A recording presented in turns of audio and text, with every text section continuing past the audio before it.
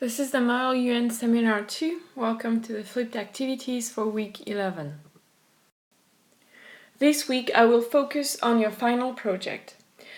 The format, how you want to do your project, is up to you, but please do not write an essay. Just think, who reads essays? Except me.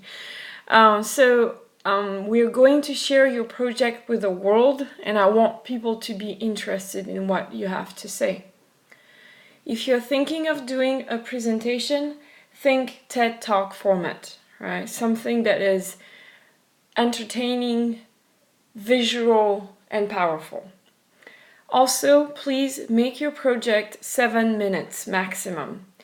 Think who watch anything longer willingly, meaning who would want to watch it unless they have to. So I think 7 minutes is a good length for your project. And if it's a presentation, it will be recorded and we will put it on YouTube. For the other format, we'll figure out how to do this. Just come and talk with me. Next, the content. And it is also how your work will be assessed, not just by me, but also by your classmates. So my recommendation is that your first step is to catch your audience attention. You have to get your audience interested in your project. And this you should try to do within 30 seconds of your project. People have very little patience, and if they don't find it amazing right away, they will not keep watching. So yes, if you want people to care about your topic, you have to get them interested. So to do this, you can say something that is unexpected, in the meaning of surprising. You can also say something funny. And yes, you can also say something shocking. For instance, I never give money to starving children. If you say this statement and have this picture, believe me, people will be shocked. Then, once you get their attention, by shocking them, making them laugh, or getting them surprised, then you can explain the problem or problems that you're dealing with. And this is your step number 2. When it comes to explaining the problem or problems, be clear, right?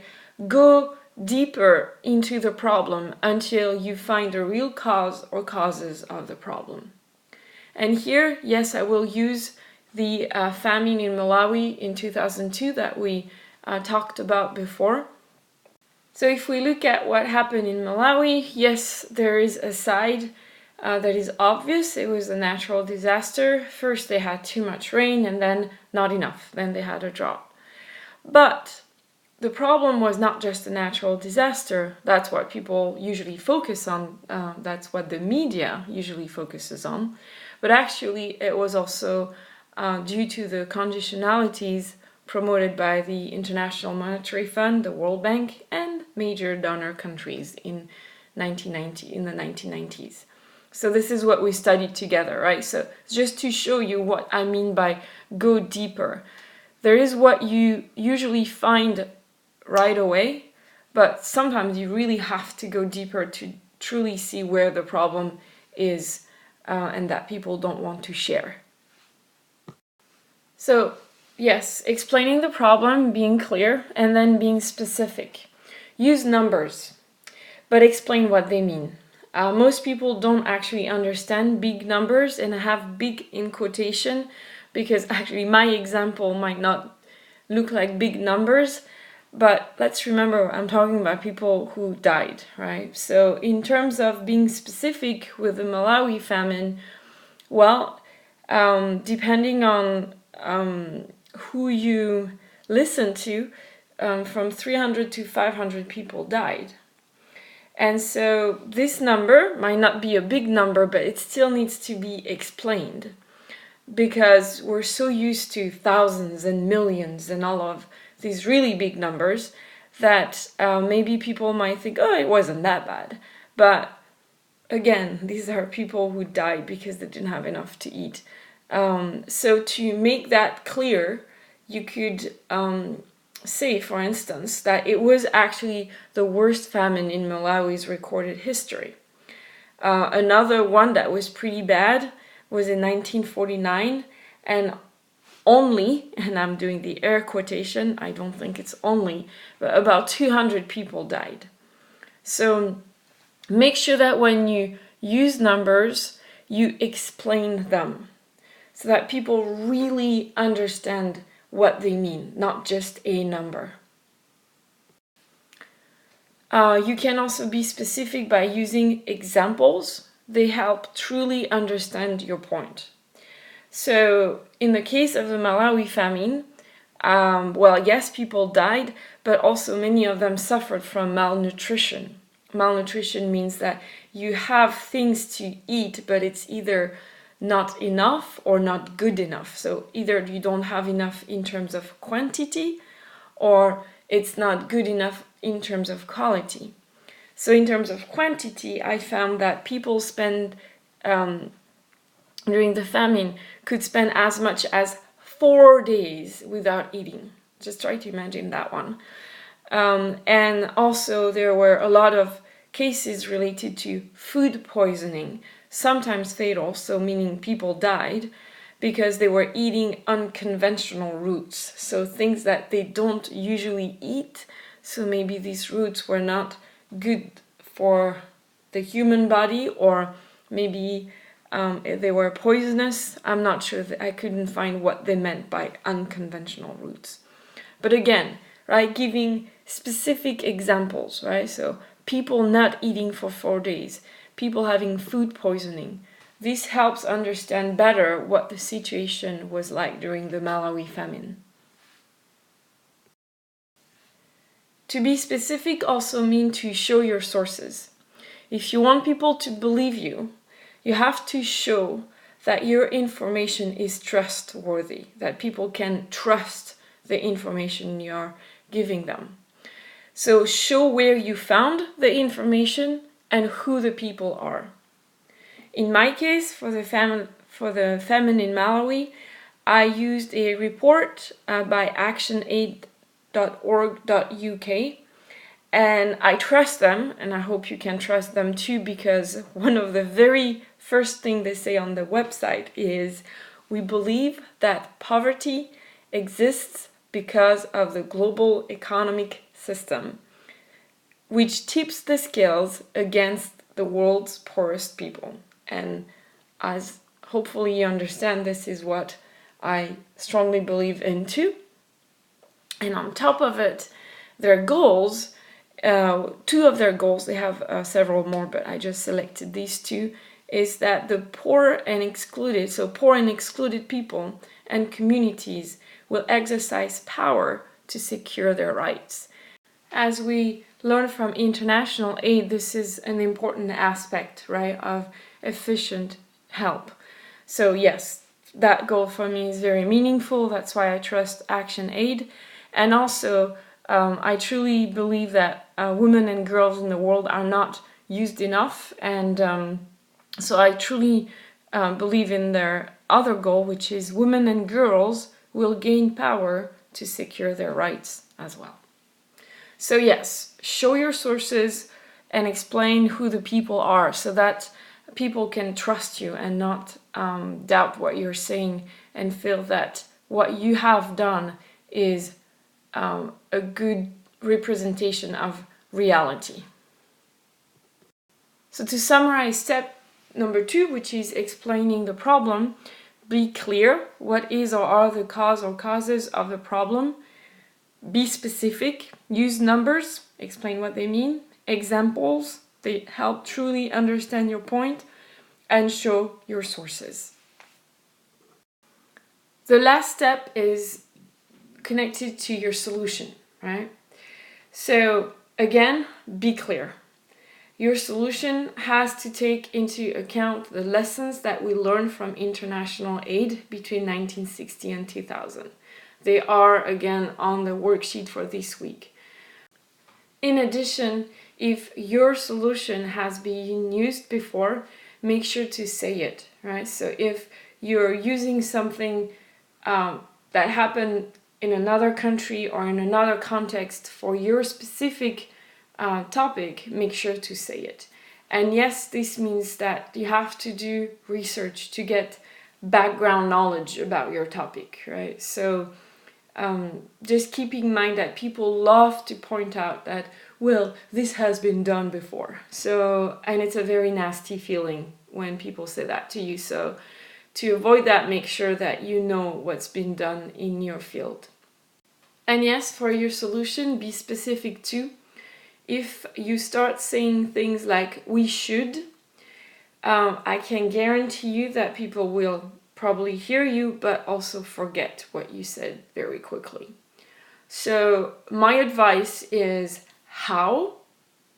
So give them specific steps, give them websites, give them things they can actually do, right? And make them feel that it's a we thing. It's not just some powerful or wealthy or knowledgeable people. Make them feel that everybody can do it, and right now. If you could consider yourself successful if people take immediate action.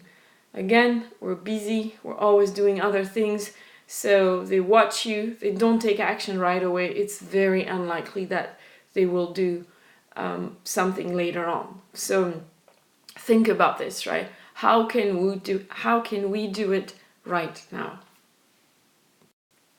So yes, the last part of your solution needs to take into consideration sustainability. This is the Muller UN for sustainable development. So yes, definitely sustainability. And I think one way to think in terms of sustainability is to think about systems. We did this when we looked at the life of a plastic bottle, week 4, I believe, and this showed why recycling isn't the best option, right? So who is involved in what you're talking about? What might be the consequences in the near future and the far future? And also, in terms of sustainability, you have to show that your solution will have a minimum negative impact. And I'll try to explain this concept, if it's not clear right from the beginning, again, using the Malawi's famine of 2002. So I read an article in the New York Times, and I was so happy to just see the title, and it was Ending Famine Simply by Ignoring the Experts. It was in 2007. So since I knew that the experts like the International Monetary Fund, the World Bank, and all these people had given very bad advice, I was just happy to see the title, Ignoring Them, right? Don't listen to them. But when I read the article, I was really sad. I have actually uploaded the PDF version of the article if you want to read it completely yourself. I'll focus on just two statements, two sentences from this article. And it said, the rest of the world is fed, so is getting food, because of the use of good seed and inorganic fertilizer, full stop. And this is when I felt really sad, because inorganic fertilizer means it's chemicals. And as we've seen in the first semester, in the long run, chemicals are bad for the environment and they're expensive. So not good for the farmers.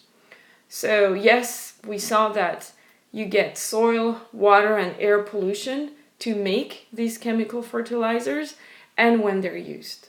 So for me, that they stopped listening to the experts but turned towards inorganic fertilizers, so chemicals, was like, oh no, really?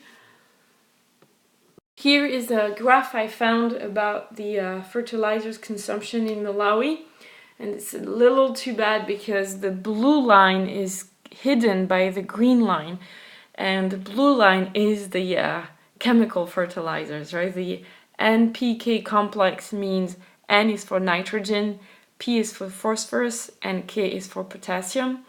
So this is the chemical fertilizers that I was just mentioning. And as you can see, there's a huge peak in 2005 when the government stopped listening to the experts to use chemicals. So the consequences on the environment might soon be seen because it's been 10 years now, as well as the consequences on human health.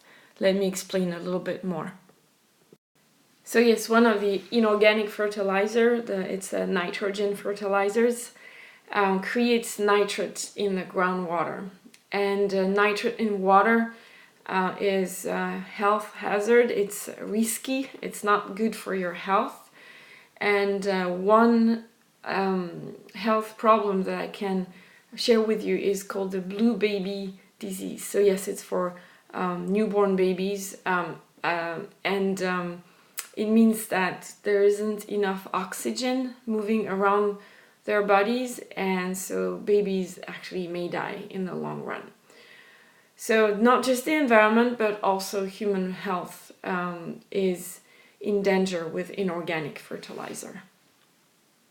And the New York Times article came with a couple pictures, proudly showing how wonderful this idea was. And if you look here, 46% nitrogen. So I really wonder about the long-term consequences of this revolution, this wonderful idea. I'm being sarcastic. I don't think it's wonderful.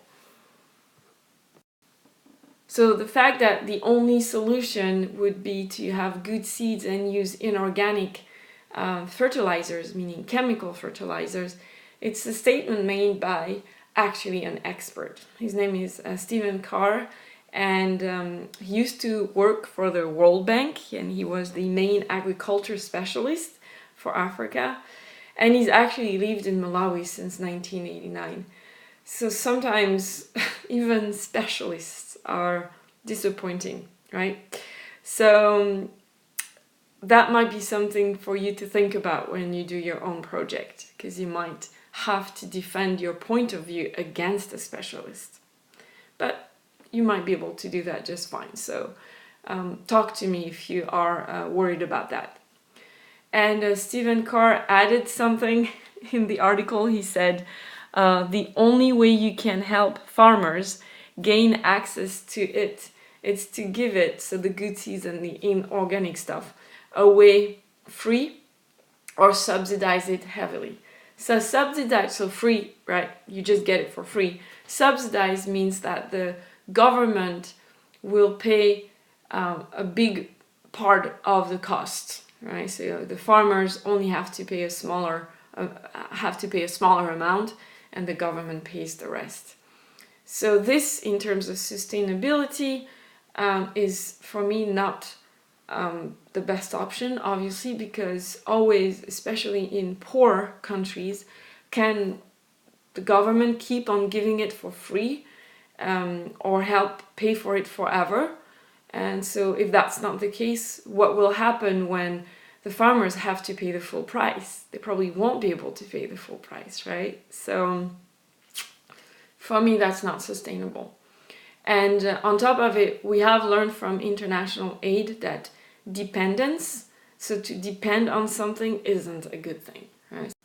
And actually, for Malawi to be able to get the inorganic fertilizers, right, so the chemical fertilizers, it means they have to depend on at least one large foreign company, which turns out to not respect human rights and pollutes. Yes, it's a Sasol, it's a South African petrochemical company. I know this because, as I said, the article in the New York Times showed some bags with the name of the company, so I did a little bit of research and was very disappointed to find that, yes, they're not good. The article that is referenced later, I actually put the PDF document on the website if you want to read more about it. So yes, Sasol has a bad reputation. As I said, for human rights, they refused to take care of employees who got sick because they worked in Sasol coal mines. Thankfully, the employees are suing them, so they will probably have to pay, hopefully have to pay. Also, it shows in the article that Sasol is not willing to respect the Air Quality Act in South Africa. They're trying to avoid these rules, which are there to help have better air quality. So that's very disappointing. And on the business side, on top of it, they're trying to stop competition, right? To block competition, which is absolutely not fair. The market should be open to competition because usually this is when prices go down and you have better products. So I use the example of Malawi, especially for this last part, because I really wanted you to think in terms of sustainability, right? So when you introduce your solution, yes, be clear, be specific, and be sustainable. Here is the summary of what you will be doing for the next 3 weeks. Your first step should be to try to catch your audience's attention within 30 seconds. Maybe you cannot do this right away because you need to work on your content, right? But I talk about step 1 in terms of what to do, what to have first in your presentation. I think you need to work first on step 2 and 3. Step 2 is explain the problem. Again, be clear. Go deeper into the problem until you find the real cause or causes of the problem. Be specific. Use numbers, example, show your sources. Step 3, introduce your solution. Again, be clear. Use lessons learned from international aid and make sure to say whether your solution has been used before. Be specific. How can we do it right now? Remember, people are busy. If they stop watching and don't feel they have to do anything, they will not do anything. And last but not least, be sustainable. Think in terms of system. Show that your solution will have a minimum negative impact. This is the end of the flipped activities. Thank you very much. I hope you understand what I expect for your final project.